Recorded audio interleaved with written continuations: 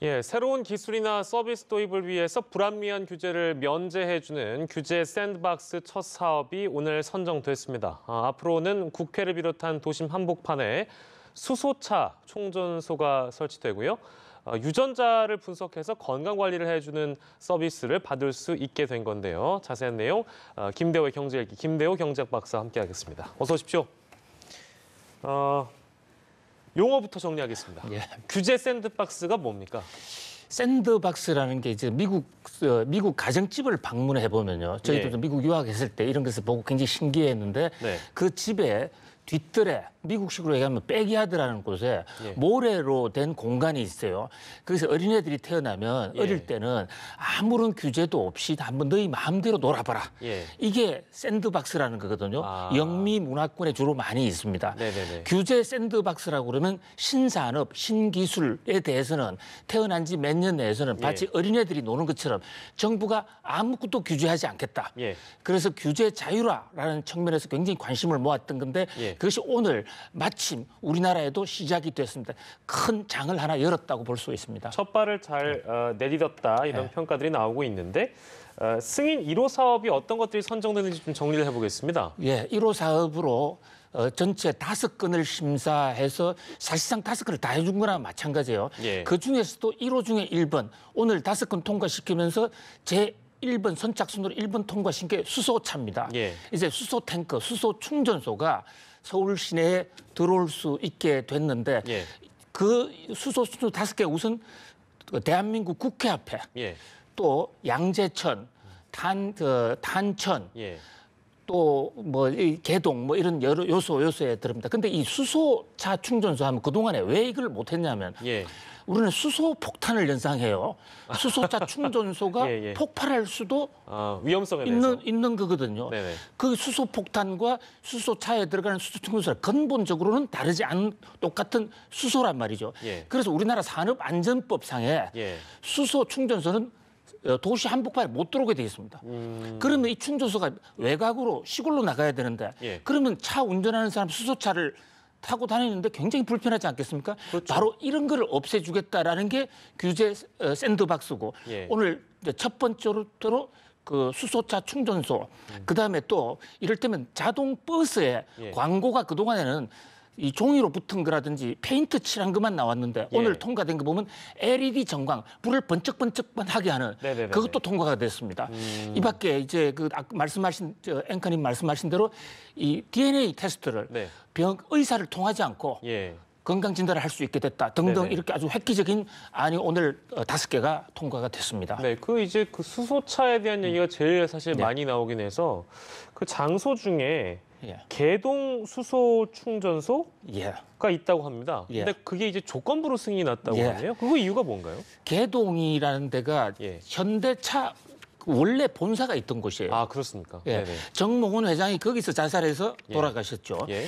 그러니까 현대차 입장으로서는 수소차를 만들면서 과거의 구 본사, 그 모태 같은 곳인데 거기에 충전소를 두는 것은 너무나 당연한 것인데 거기가 공교롭게도 거기는 문화재 지역이에요. 예. 경복궁에 가깝지 않습니까? 네네네네. 그래서 정부는 오늘 산자부에서는 규제 샌드박스 법에 따라서는 모든 걸 허용해 주되 예. 단 이게 문화재가 걸려 있으니까 우리는 허용했다. 예. 문화재 문제는 문화재청의 의견을 한번 더 들어보라. 예.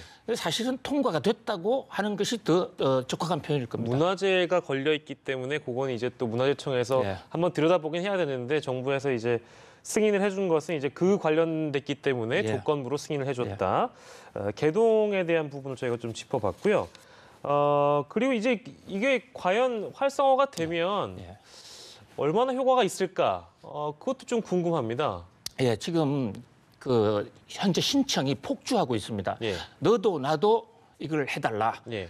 여기서 규제 샌드박스에서 놀 수 있게 해달라. 그동안 우리나라의 산업이 IT 산업이나 신기술 사업이 우리나라 사람들이 참 머리도 좋고 아이디어도 뛰어나고 적극적인데도 불구하고 이 잘 안 됐던 게 예. 너무 규제가 많거든요. 도대체 사업을 할 수가 없습니다. 예. 왼쪽으로 가면 왼쪽 규제, 오른쪽으로 하면 오른쪽 규제. 예, 예. 그래서 이 규제가 만약 없어지면 우리나라가 진짜 문자가 우리가 IT 사실 최강국 아닙니까? 예. 지난번 문재인 대통령께서 중국 그 정상회담 갔을 때 중국 사람들이 이 핸드폰으로 결제하는 거 보고 깜짝 놀랐다고 그런 면에서 우리가 굉장히 뒤져 있는데 그것이 바로 규제 때문이다.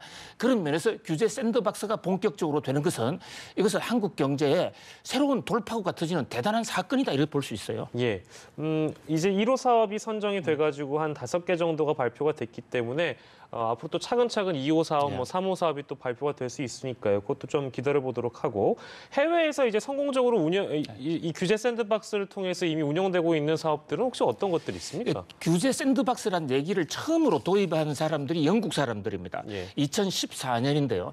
2014년에 영국의 핀테크, 이른바 인터넷 금융이죠. 인터넷 금융 쪽에 이 규제 때문에 산업 발전을 못한다 해서 영국이 처음 도입했고 그것을 본떠서 싱가포르와 일본이 지금 도입을 했어요. 특히 일본이 이 재미를 많이 봤습니다. 일본은 법 규제가 우리하고 비슷하게 굉장히 규제가 강력한 나라거든요. 예. 미국의 경우에는 기본적으로 이 네거티브 시스템을 쓰고 있기 때문에 그 원칙적으로 모든 사업을 자유스럽게 할 수 있다라는 그런 법체계를 갖고 있어요. 예. 그래서 미국에서는 하지 않아도 자유스럽게 할 수 있는 겁니다. 그런 면에서 이 우리나라는 일본의 사례를 비추어 봤을 때 네. 굉장히 산업 활성화에 상당히 도움이 될 것으로 기대가 되죠. 네, 근데 이제 그 궁금해하시는 분들이 계실 것 같아서 그 예전에 그 박근혜 정부 당시에도 제 기억이 맞는지 모르겠습니다. 규제 프리존이라는 그 용어가 있어서 이거 샌드박스랑 뭐가 다른가라는 궁금증도 있을 것 같아요. 제가 보기에는 규제 샌드박스하고 규제 프리존하고 한 90%는 똑같습니다. 유사합니까? 거의 유사해요. 네네네. 그러니까 신산업, 신기술에 대해서는 규제 없이 하자는 건데 다만 박근혜 대통령 당시에는 신청 주체가 지방자치단체였고 예. 그것이 서울은 안 되고 지방에서만 허용해 주는 이런 방식을 취하고 있었는데 예. 이번에는 기업이 먼저 신청을 하고 전국적으로 누구나 할 수 있게 됐다. 그러면서 조금 확대된 것이다고 볼 수가 있죠. 더 많이 열려 있는 게 이제 규제 샌드박스라고 표현할 수 있겠고 굳이 표현하자면 이제 규제 프리존의 경우에는 지역을 좀 지역마다 좀 국한시켜 가지고 지역마다 산업을 특화시키고 좁은 그게 의미에서. 국화시키는 거죠. 좁은 의미의 그 규제에 대한 해결 방법이었다라고 좀 나눠 설명할 수 있을 것 같고요. 하지만 뭐 이제 이렇게 어떻게 보면 첫 삽을 잘 떴다고 평가를 할 수도 있겠습니다만 너무 또 과도하게 규제를 풀면 우려되는 지점들이 분명히 있을 것이다라고 걱정하시는 분들도 계시거든요. 지금 시민단체는 상당히 반대입니다. 그리고 집권 민주당 역시 반대입니다. 박근혜 대통령 때 왜 안 됐느냐.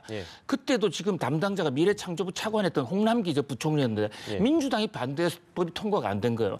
그런데 지금 정권이 바뀌었는데 민주당 정부가 이것을 했습니다. 이것은 대통령의 강력한 의지가 있었기 때문인데 왜 반대를 하느냐. 자, 규제를 한번 풀기 시작하면 너도 나도 풀어달라 할 때 어떤 걸 풀고 안 돼, 이런 문제가 생기고 나라가 무너질 수 있다. 잘못된 것을 바로잡는 규제마저도 없어질 수가 있고 또 재벌들이 그 샌드박스를 이용해서 아주 악성 규제를 넘어가는 편법을 쓸 수 있다. 이런 면에서 진보적 세력들에서는 지금 상당히 반대죠. 그러면 물론 이제 저희가 오늘 소개해드린 이 5가지 사업 이외에 또 다른 2호 사업이나 3호 사업에서 만약에 이제 규제가 뭐 풀려지면 뭐 종목마다 또 분야마다 좀 달리 해석할 수 있는 여지는 없습니까? 바로 그렇습니다. 그래서 이 규제를 이 면제해 주는 거, 샌드박스에 들어가는 거 어떤 것은 되고 어떤 것은 안 된다는 이런 문제가 사람의 손으로서는 아무리 잘해도 불만이 나올 수가 있고 또 그 규제 샌드박스를 틈타서 아주 악성으로 실정법을 이겨가면서 하는 수도 있기 때문에 부작용도 있을 수가 있고 그래서 적폐를 청산하겠다 또는 국정농단을 막겠다 하는 그런 규제도 이 샌드박스 때문에 무너질 수가 있기 때문에 여기에 대해서 균형과 조화가 매우 중요하다고 하겠습니다. 앞으로 또 상황이 어떻게 발전될지 모르겠습니다만 반대 목소리도 있다는 점 저희가 좀 소개를 해드렸고요. 오늘 정부에서 발표한 규제 샌드박스 1호 사업과 관련해서 이야기를 나눠봤습니다. 김대호 경제학 박사와 함께했습니다. 고맙습니다.